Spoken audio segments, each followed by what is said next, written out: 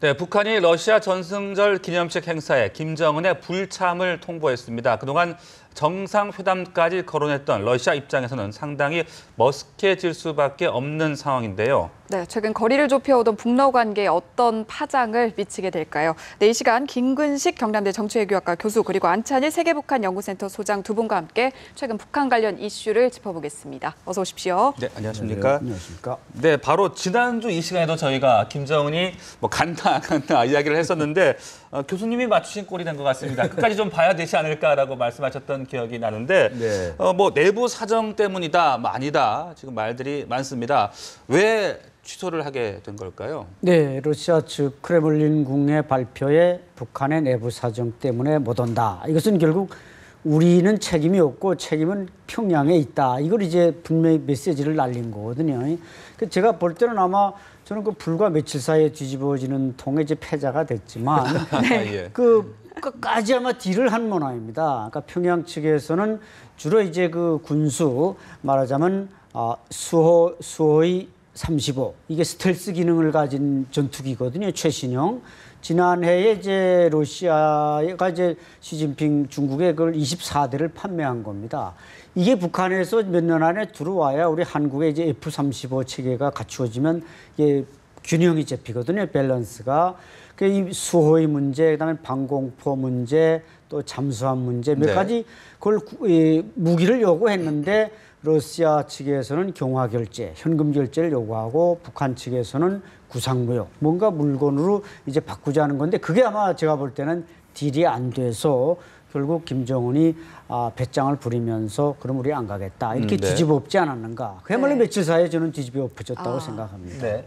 예, 제가 볼 때 이제 그런 내부의 양측의 이제 서로 줄다리기가 타결이 안 된 측면이 있는 것 같고요. 큰 틀에서 좀 보면 애초에 김정은에게 방러 카드라는 것은 내가 가기 힘든 것이지만 내가 가줌으로써 러시아 너희들한테 흥행을 내가 성공시켜주기 때문에 김정은 입장에서 생각이 동상이몽이 있는 거죠. 내가 가주니까 너희들이 나한테 많은 걸 주라는 것이 있고 네. 또 푸틴 입장에서는 너를 내가 국제비대 대비시키니까 네가 좀 양보해라 뭐 이런 식의 줄다리기가 서로 간에 이제 팽팽하게 맞섰던 것 같고요. 그런 의미에서 이제 말씀하신 서로 요구하는 사항이 접점을 찾지 못했던 측면이 있는 것 같습니다. 그러나 가장 결정적으로는 제가 계속 나올 때마다 아직도 가능성이 높지 않다고 했던 이유는 김정은이 이 러시아를 방문하겠다는 카드는 사실 러시아를 가고 싶은 마음보다는 중국에 대한 메시지였거든요. 시진핑 네가 내가 가기 전에 북중 관계를 어떻게든 좀 정상화 시켜줘야 되겠다. 왜냐하면 만약에 5월 9일 날 러시아를 가서 거기서 푸틴을 만나는 뿐만 아니라 김정은이 시진핑을 만나게 되면 시진핑이 굉장히 머쓱해지는 거거든요. 자기가 가장 큰 후견인인데 남의 나라 땅에서 자기가 관리해야 될 이 독재자를 자기가 만나서 악수한다면 시진핑으로 정치적으로 굉장히 껄끄럽죠. 김정은도 껄끄러운 것이고. 그래서 김정은은 가기 전까지 계속 간다는 걸 흘림으로써 중국에게 북중 관계를 빨리 정상화라는 메시지를 줬던 건데 이 부분이 지금 정확히 해결이 안 된 거죠. 중국이 끝까지 북중 관계 정상화에 대한 답을 안 줬던 것 같고 그래서 아마 김정은은 그러면 가는 걸 취소함으로써 다시금 원점에서 좀 문제 해결하려고 한 것 같습니다. 그럼 얘기 나온 김에 올해 중국에는 갈까요? 안 갈까요? 그건 이제 9월 달까지니까 아직 시간적 여유가 있기 때문에 9월 이전에 북중 관계가 다시 좀 풀리게 된다면 당연히 김정은은 중국에 갈 가능성이 있지만 그때까지도 북중 관계가 풀리지 않는다. 예컨대 핵 문제라든지 개혁개방 문제라든지 시진핑이 기본적으로 김정은에 요구하는 최소한의 기준 조건이 있거든요. 그런 것들을 만약에 타결이 돼서 북중 관계가 좀 풀리게 되면 갈 가능성이 있지만 그때까지 냉랭한 관계가 유지된다면 여전히 또 계속 팽팽한 긴장감이 있을 것 같습니다. 네, 앞으로의 관계를 어떻게 끌고 갈지는 좀 지켜보도록 하고 최근에 갈 것이다, 안 갈 것이다 이런 해석들은 많았지만 사실 북한 입장에서는 공식적인 입장을 한 번도 밝힌 적이 없었잖아요. 이렇게 공식적인 입장을 내놓지 않았던 이유도 이 불참을 염두에 둔 행동이다라고 해석을 좀 해볼 수가 있을까요? 그렇죠. 끝까지 이제 저울질 하다가 뭔가 상황이 유리할 때만 가고 그렇지 않으면 안 가겠다는 게 이제 말하자면 암묵적으로 배어 있다고 볼 수가 있거든요. 뭐 혹시나 또 어떤 전문가들은 아직도 이제 7일쯤 모스크바에 도착하면 되니까 김정은의 동선 때문에 왜냐면 모스크바는 일단 면피했고 김정은이 이제 안 간다 그러다가 그냥 밤중에 날아갈 수도 있지 않나 이렇게 보는 전문가도 있는데 글쎄 북한답다면 그렇게 할 수도 있겠지만 현재 뭐 교통수단이나 여러 가지로 볼 때 그러긴 어려울 것 같고 저는 김정은은 이게 캐치프레이즈가 단번도약 아니겠습니까? 등장할 때부터 단번도약인데 이번에 모스크바에 날아갔다면 정말 외교 분야에서 단번도약이 될 수 있는데 이게 그야말로 패가 망신으로 지금 끝나고 말았단 말이죠. 그래서 아마 북한으로서는 여러 가지 계산을 해보건데 아직 김정은이 모스크바까지 날아가서 세계 정상들과 만나는 것은 좀 때이르다. 뭐 물론 내부 사정이 뭐 최근에 여러 가지 그 숙청과 처용이 지금 반복되고 있기 때문에 불안한 점도 없지 않지만 그렇다고 해서 북한 체제가 뭐 황병서나 무슨 몇 사람 남겨놓으면은 김정은이 없다고 뭐 평양에서 뭐 쿠데타가 나거나 그럴 긴박한 상황은 아닌 것 같고 그건 우리 국방부 측에서도 그렇게 발표를 했습니다. 그렇기 때문에 역시 이제 우리 김 교수님 설명대로 네. 북한이 아직도 뭔가 미숙한 점이 많아서 이번에 그런 단번 도약을 포기한 게 아닌가 생각됩니다. 네, 그 러시아 입장에서는 말씀하셨던 대로 흥행 카드를 놓친 셈이 됐고 지금 기분이 네. 썩 좋지는 않을 것 같거든요. 맞습니다. 이번 일이 어떻게 러시아와의 관계에 어떤 영향을 미치게 될까요? 최근 김정은이 집권하면서 이제 북러 관계가 굉장히 확대가 됐었고요. 경제 협력도 확대가 됐고 러시아가 북한에 대해서 받기로 했던 이 채무도 전부 탕감을 해줬고요. 네. 북한에 대해서 많은 투자를 또 했었고요. 그래서 농업협력, 군사협력 등이 확산되는 추세였는데 만약 이번에 김정은이 러시아 카드를 버림으로 인해서 북러 관계가 다시 후퇴하는 게 아니냐 이런 전망이 나옵니다만 제가 볼 때는 뭐 러시아로서는 좀 감정이 좀 상했을 수는 있지만 섭섭할 수는 있지만 네네. 그것으로 인해서 북러 관계가 다시 역진하는 것 같지는 않습니다. 왜냐하면 러시아로서는 지금 자기들이 조금 다급한 입장입니다.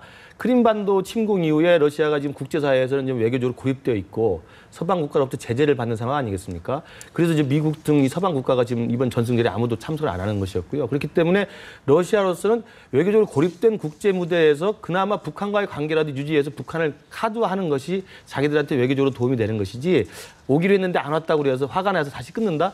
제가 볼 때 러시아로서는 자기들이 얻을 것보다 이렇게 더 많다는 생각이 듭니다. 그래서 북러 관계는 일시 우격전이 있을 수 있습니다만 네네. 큰 틀에서는 계속 확대의 경향으로 가지 않을까 생각합니다. 네, 일각에서는 이번에 뭐 북러 정상회담에 대한 기대감도 높았는데 정상회담의 그 의제를 조율하는 데 있어서 실패했기 때문에 안 간 부분들도 있다 이런 해석들도 나오고 있거든요. 그 의제와 관련돼서 예. 구체적인 걸 알 수가 없습니다만 네. 아까 박사님 말씀하신 것처럼 군사협력에 대한 서로 간의 요구가 달랐을 수도 있고요.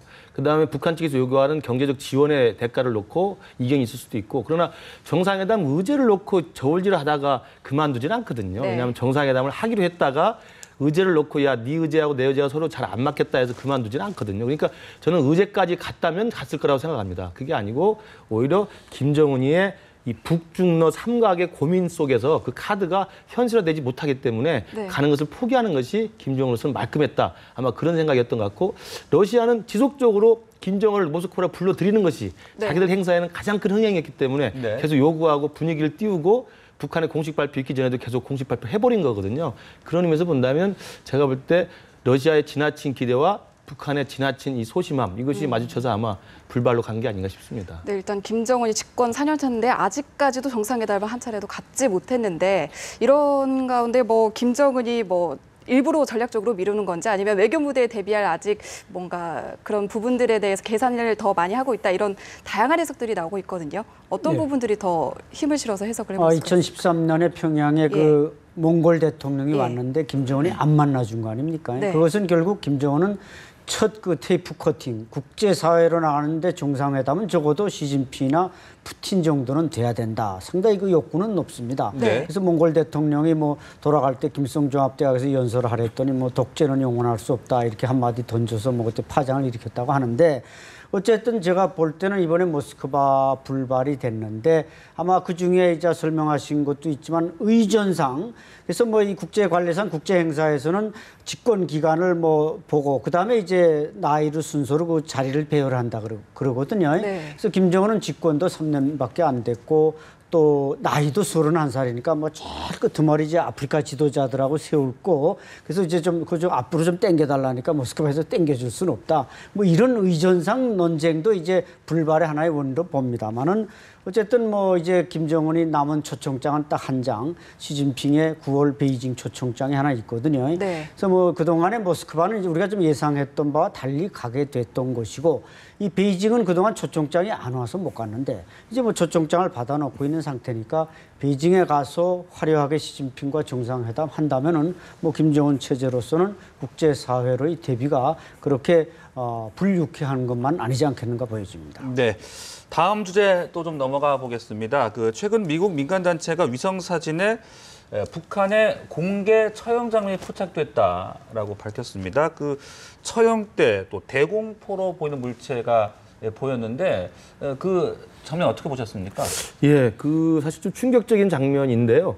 이것이 실제로 북한에서 사람에 대한 공개 처형 장면인지는 이제 확인을 좀 더 해볼 필요는 있을 것 같습니다. 그러나 이것과 맞물려서 최근에 이제 국정원이 우리 국회에 와서 보고한 내용을 따르면 김정은 체제 들어와서 굉장히 감정적이고 즉각적인 전격 처형 장면이 굉장히 많이 지금 이야기가 되고 있고 고위층이 지금 15명 이상이 또 금요일에 처형당했다는 소식이 있고 그런 걸 보면 지금 김정은 체제의 공포정치라는 것이 우리가 상상할 수 있는 수준을 넘어선 것 같습니다.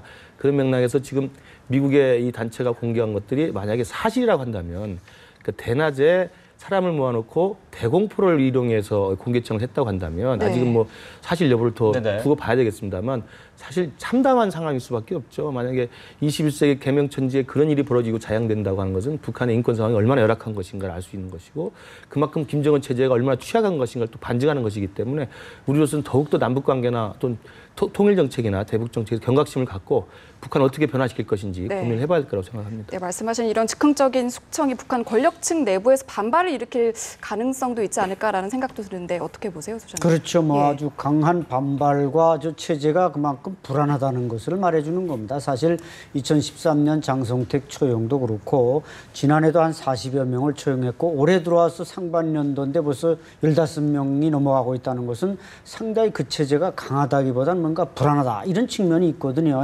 그래서 아마 올해 들어와서 처형된 사람들 중에는 그 김창선 중장, 전 김일성의 이제 저 김정은의 이제 그 책임 부관이었던 사람, 또 최근에 이제 얼마 전에 사라진 변인선 작전국장도 이번 처형자 명단에 들어있다 이런 소식이 들어오고 있습니다. 그 내용이 뭐냐 하니까 이제 뭐 중국과의 어떤 그 한라인 전화가 있는데 중국과의 관계가 악화되니까 김정은이가 그다 끊어버려라. 그런데 이제 작전국장이니까 사실 작전국장은 북한군의 이 말하자면 그 군령권을 행사하는 총참모부 작전국장이면 전쟁 전투를 모두 총지휘하는 사람입니다. 그래서 이 사람이 다른 건 다 끊어도 되지만 한라인은 절대로 끊으면 안 됩니다. 그랬더니 김정은이가 저놈이 뭐하는 놈이냐, 내 말도 고역하느냐. 그래서 이제 처형자 명단에 들어갔다. 그 외에 무슨 뭐 사회주의 노래하면 뭐 우리 것이야 이렇게 불러야 되는데 뭐 남이 것이야 이렇게 좀 비아냥거린 노래 부른 사람. 뭐 해서 이제 여러 사람이 죽었는데 어쨌든 죽일 때 그 대공포 이 14.5mm 고사기관총으로 쏘고 그 사신짜리로 쏜단 말이죠. 지금 사진에 나온 게 사신짜리입니다. 그러면 이게 우리 벌컨포와 똑같은 건데 한 40~50m에서 이게 쏘면 사람이 그냥 불고기처럼 다 찢어져 나간단 말이죠. 그런데 그걸 조용히만 죽이면 좋은데 또 노동당 부부장급 간부들 한 200여 명을 갖다 놓고 죽인다는 겁니다. 그러니까 이것은 어떤 사법적 처벌이 아니라 저 사람들처럼 나에게 반기를 들면 저렇게 죽을 수밖에 없어. 이걸 워닝하는 거란 말이죠. 그걸 한번 본 사람이 감히 반기를 들 수 있겠습니까? 그래서 김정은이 공포정치로 아마 지금 뭐 어느 정도 체제 유지는 되겠지만 이 사람들 마음속에서는 김정은을 버리는 IS 보셨겠지만 IS 장면에서 막 그 칼을 들고 이렇게 목을 베누고 피가 도랑에 흐르는 게 막 나오지 않습니까? 그걸 본 인류는 그냥 IS에 그냥 머리를 싹 돌리는 거 아닙니까? 마찬가지로 김정은의 공포 정치가 북한에서 당분간은 어떤 그 허장성세 하겠지만 실제로 북한 사람들 엘리트들은 머리를 돌릴 가능성이 많다는 것입니다. 그런데 그 우리가 추진하고 있는 북한 인권법에 대해서 북한이 또 강력히 비난을 하고 나섰습니다. 실제 이 북한 인권법이 통과가 될 경우 북한이 또 어떻게 나올까요?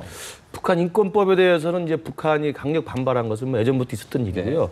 저는 이번에 그 조평통에서 지금 새누리당이 북한 인권법을 조기 추진하겠다라는 발표에 대해서 이제 발끈한 건데 저는 이 부분이 이렇게 크게 우리가 인권법이 통과되면 실제 북한이 어떤 도발을 한다든지 예기치 못한 행동을 할 거라고 보지는 않습니다.